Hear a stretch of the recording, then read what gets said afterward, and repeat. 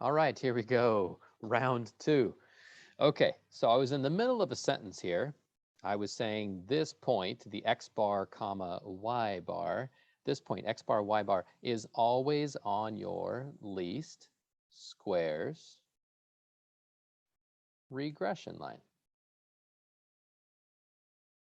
So it's a nice little fact. We'll probably do a little graphing and put that point on there. We'll talk about it at least at some point. Looking good. All right, so let's move on to the next little concept here. It's called r squared. We've talked about it a little bit already. So we're going to put over here, it's called the coefficient of determination. Sounds super fancy, but it's really just r squared that we've already talked about a little bit. Now, what does it represent? Well, we'll talk about that in just a second. But first, a little computer note. If we're doing some computer printout stuff, we're going to look for R-SQ. So let's add that to our paper because I will be testing you.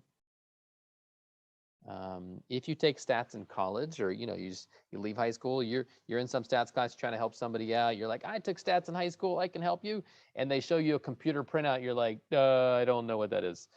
All right, I'd like you to be able to help them out, right? So R squared, R-SQ, that seems like a reasonable way to abbreviate or to write up R squared. Okay, so if you see some computer printout, we're looking for R-SQ. If you see R-SQ adjusted, ignore it. Okay, so we don't want to do R squared adjusted. Okay, so let's go put together a typical sentence. If you have a specific R squared value, okay, that would go right here as a percent.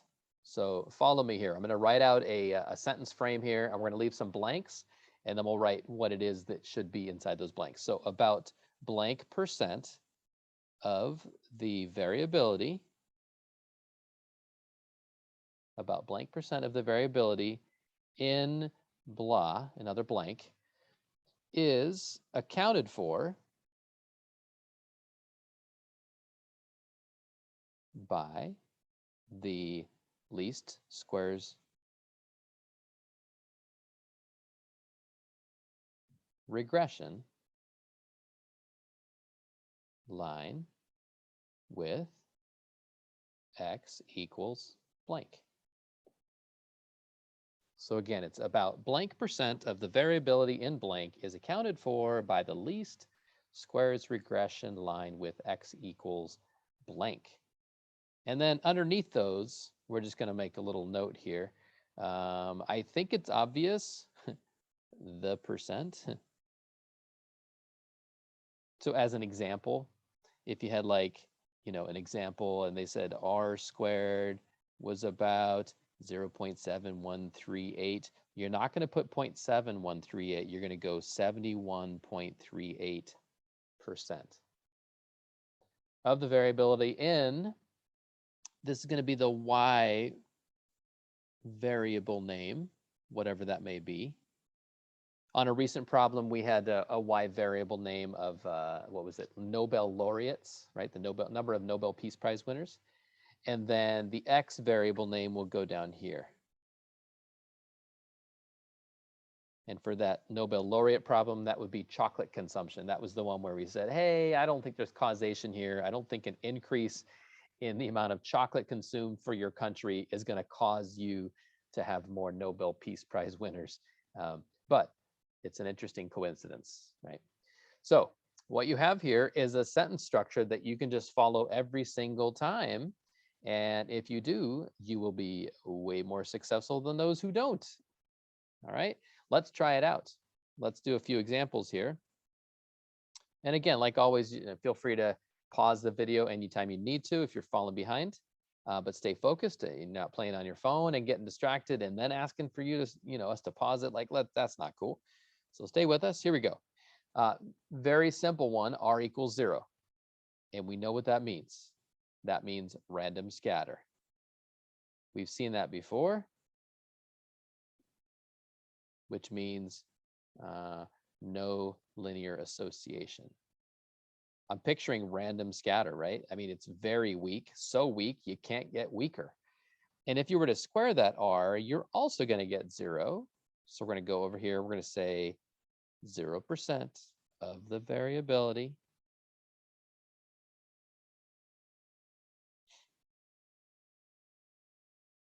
0% of the variability in y. We don't have context here, so we're just going to say the variable y is accounted for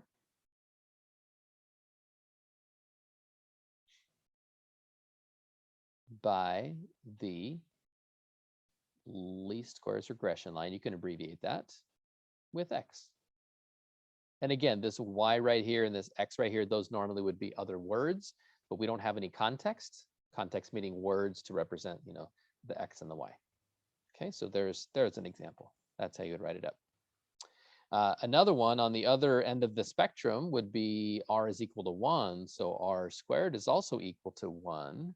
And that means it's not scattered. It's actually perfectly, maybe you can answer this, perfectly starts with an L. Yes, I think I heard you say linear, maybe. Wink, wink. All right, perfectly linear relationship. Okay. So if r squared equals 1, that means 100%. Here we go again. Of the variability. I'm really just copying my last sentence now. In y is accounted for by the LSRL with x. All right, same sentence basically, change out the 0% to the 100%. Obviously, that's that model, that linear regression line is doing a way better job in the second example as opposed to the first. All right, neither one of those is very realistic. So let's do one that's more realistic. I give you an R value of 0.9213.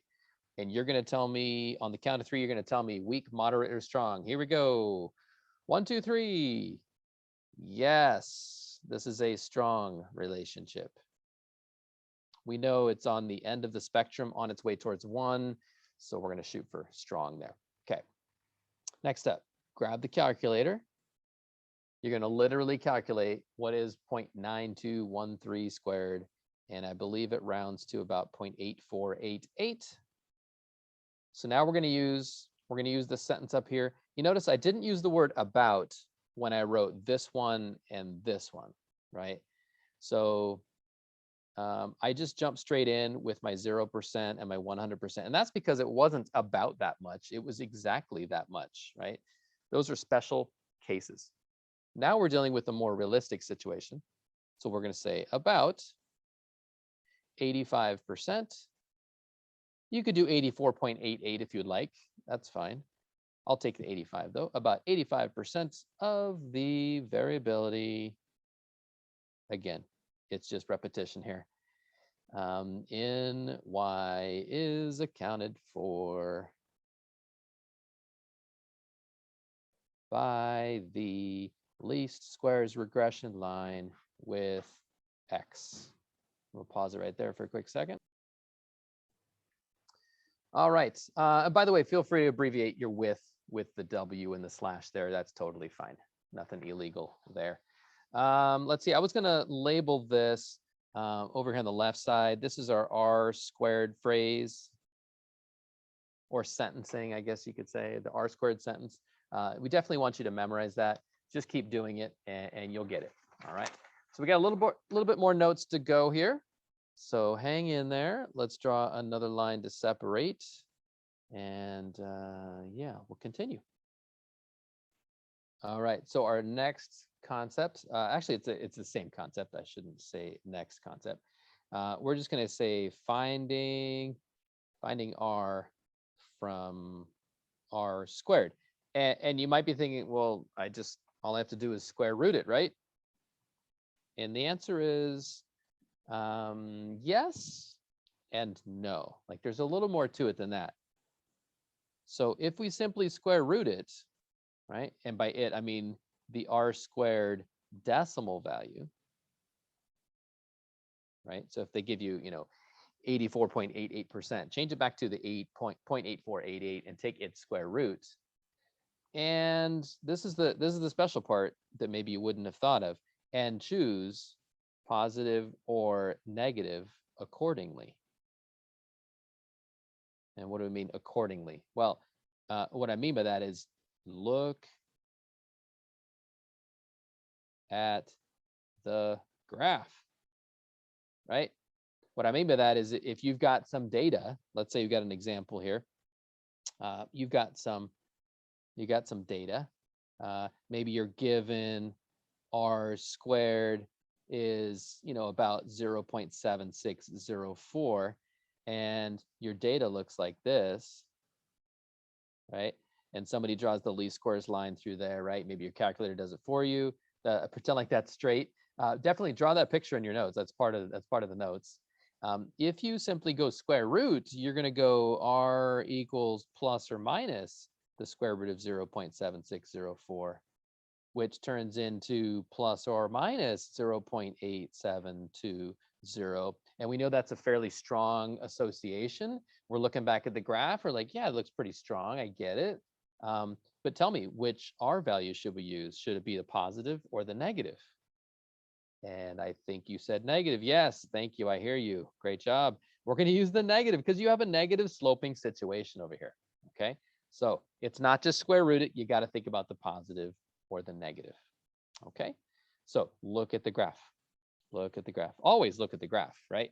Anytime you're going to do a least squares regression or quadratic regression, the reason you're doing that is because you see a set of data and you're trying to do something with it. All right, last concept for these notes here, and we're going to switch over to the handouts. So S, that's usually lowercase s. That's called the standard deviation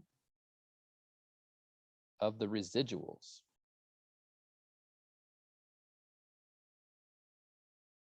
Standard deviation of the residuals.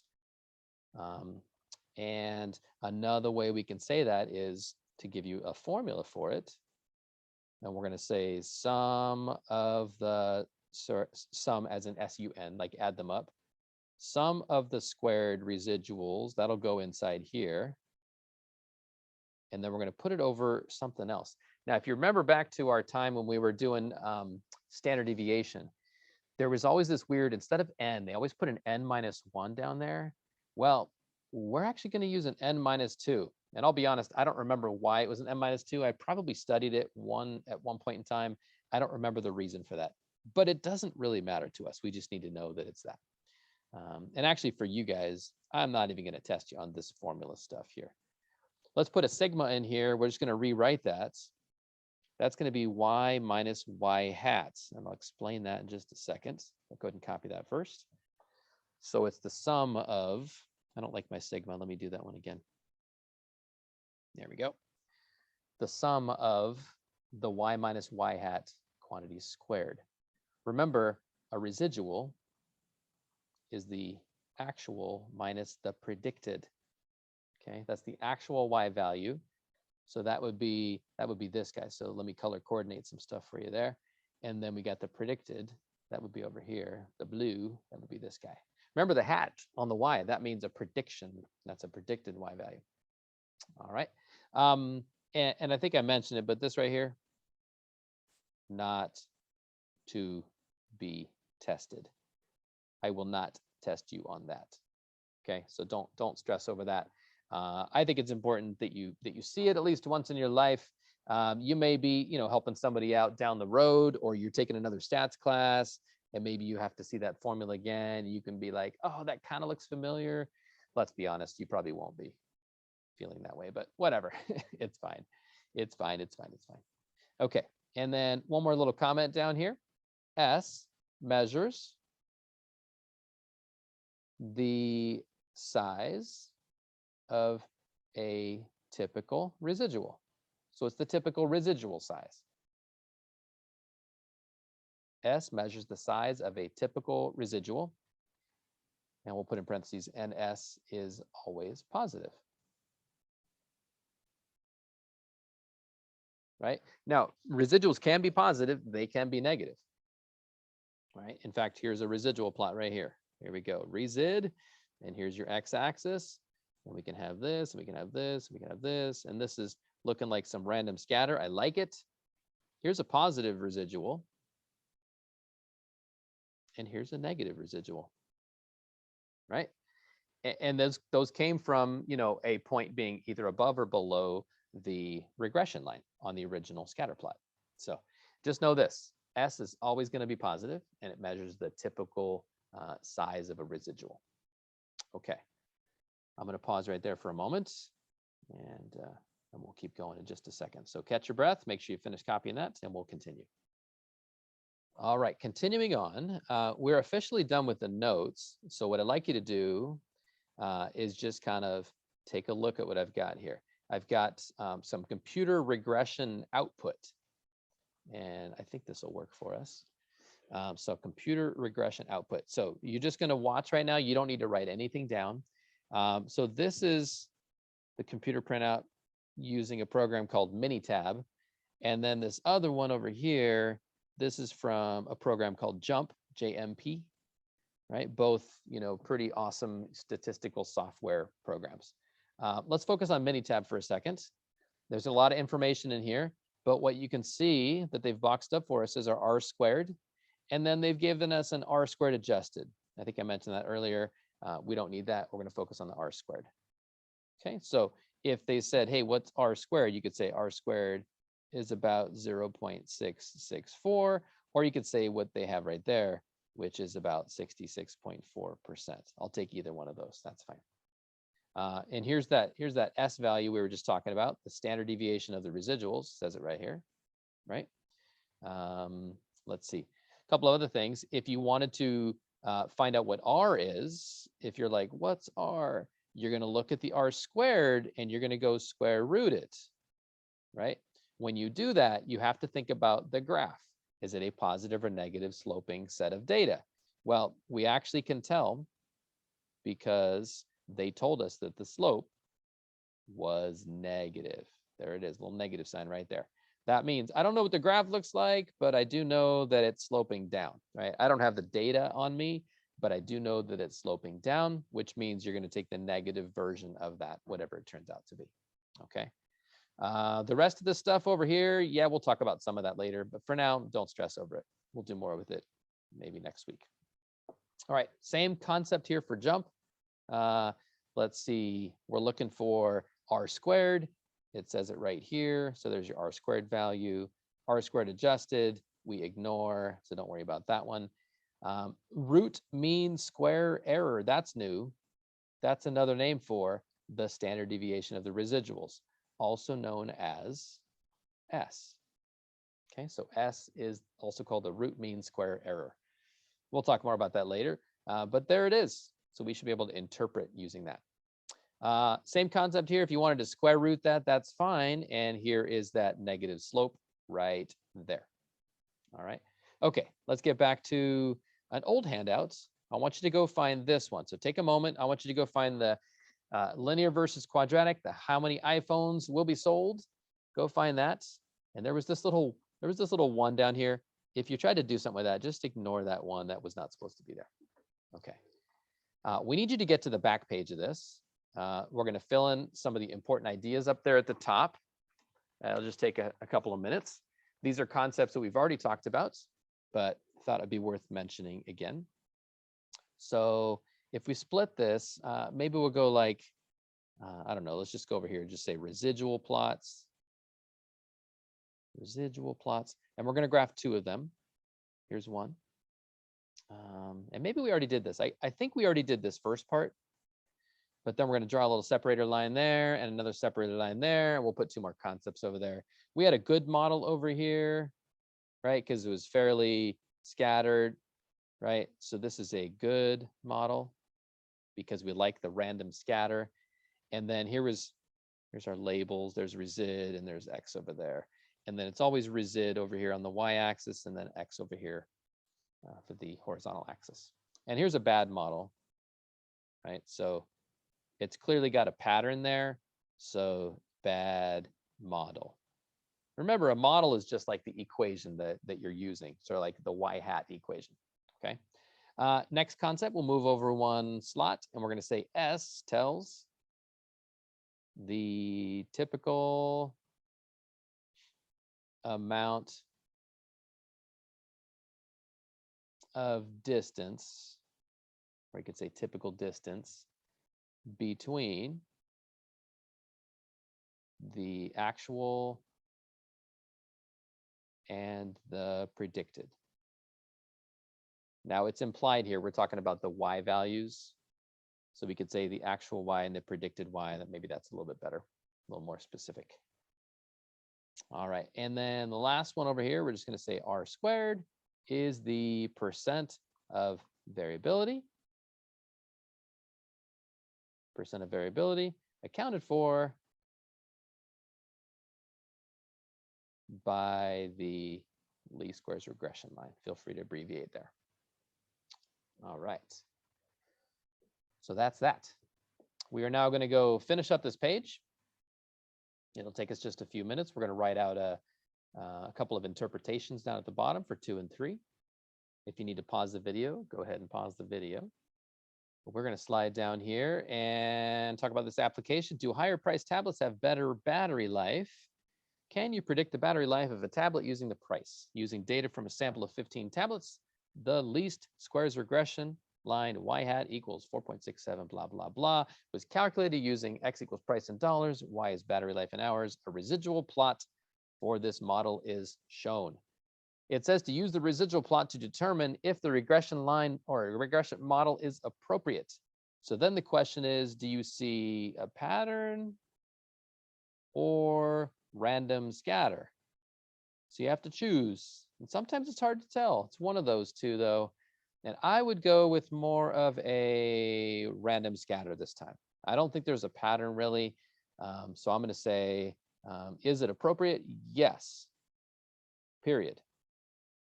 We're going to say there is no apparent pattern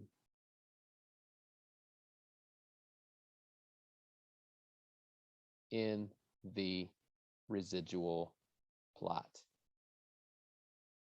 Good. All right, next. We're going to interpret the S value, the standard deviation of the residuals. Okay.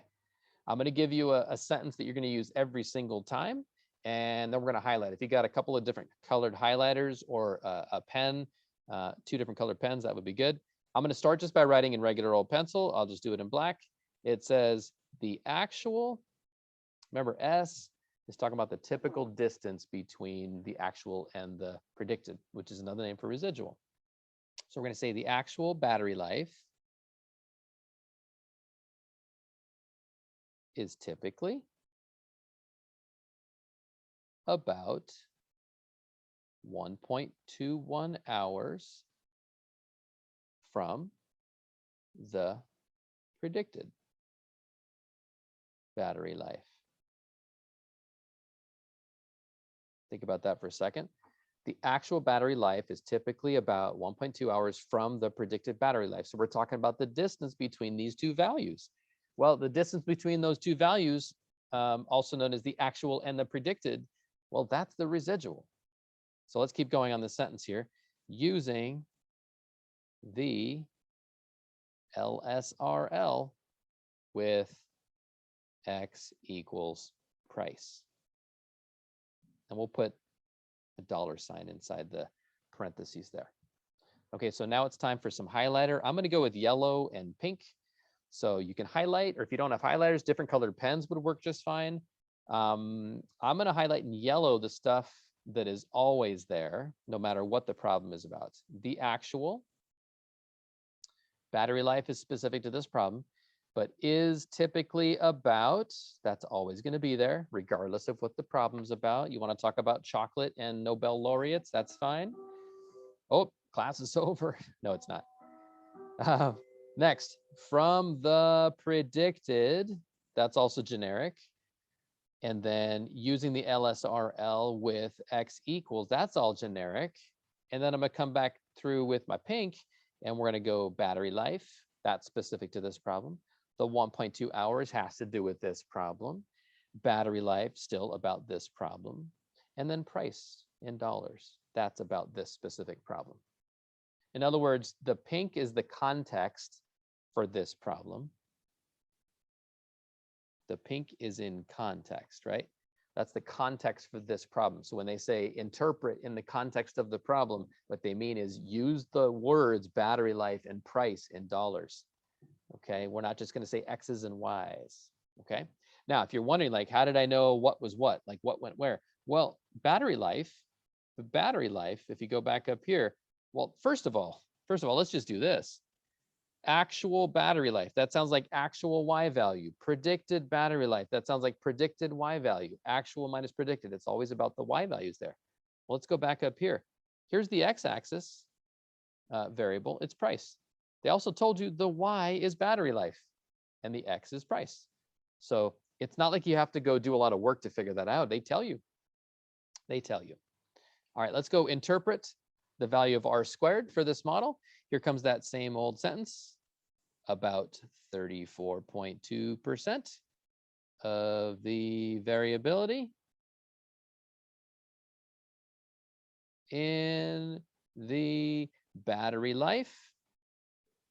In our notes earlier, it said the Y, right? So we're going to replace that with the actual Y variable. About 34.2% of the variability in the battery life is accounted for by the Searle, right? The least squares regression line with X equals price.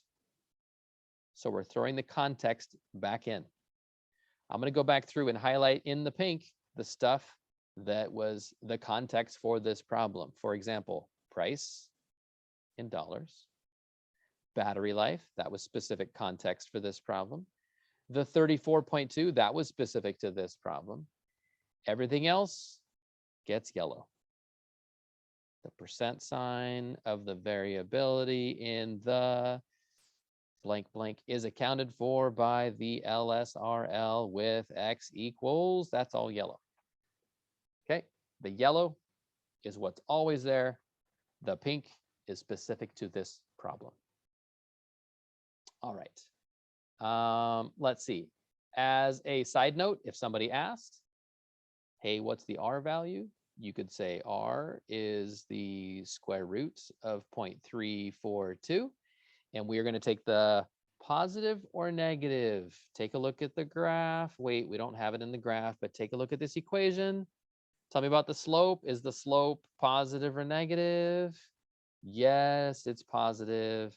So that means we're going to go grab the positive version of this, which I think is, if I did this correctly, you can confirm it in your calculator. I think it's about 0.85848. All right, pause it there if you need to. I'm going to jump over now to the last handout, which is the big old 6-page handout. We've got just a couple of things to do on here, and then you guys are going to finish on your own. We're on page 5.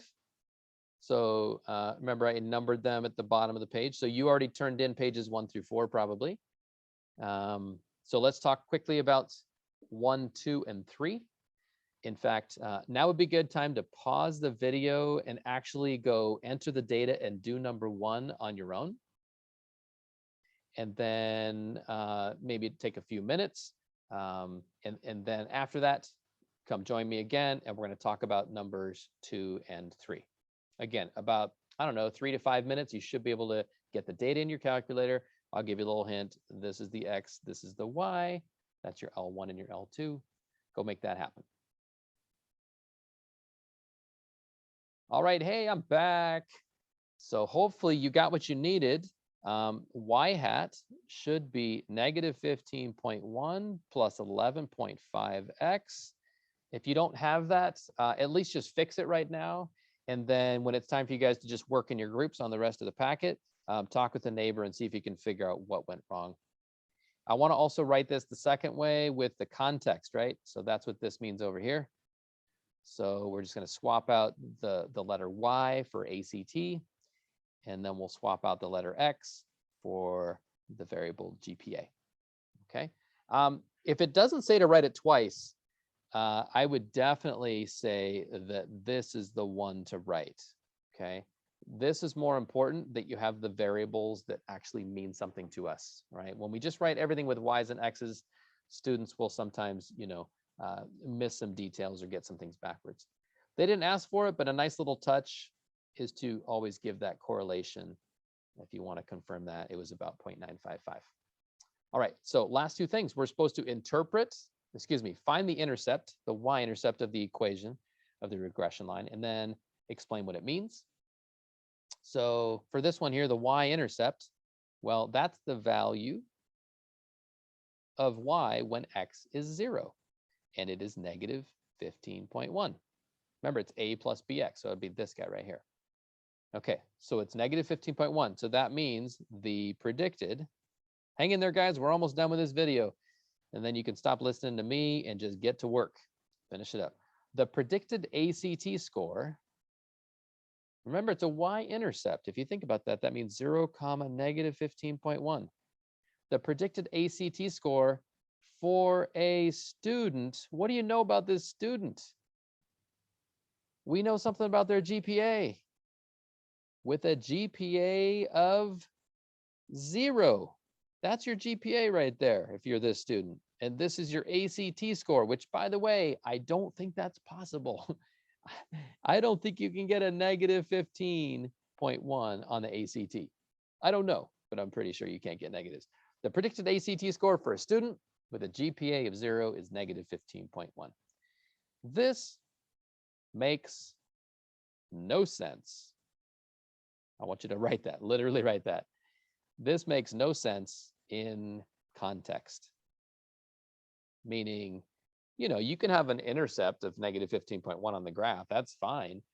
But if you look at the graph, like, I don't think that's reasonable. Like, it's not really going to happen ever. Okay, that doesn't mean the line is wrong. That doesn't mean the y-intercept is incorrect. Okay, it just means it doesn't make sense in this scenario. Let's make a note in parentheses here. This is also extrapolation. Extrapolation. And remember what extrapolation means. That just means that your data only goes out to here, and you're trying to make predictions either out here or out there.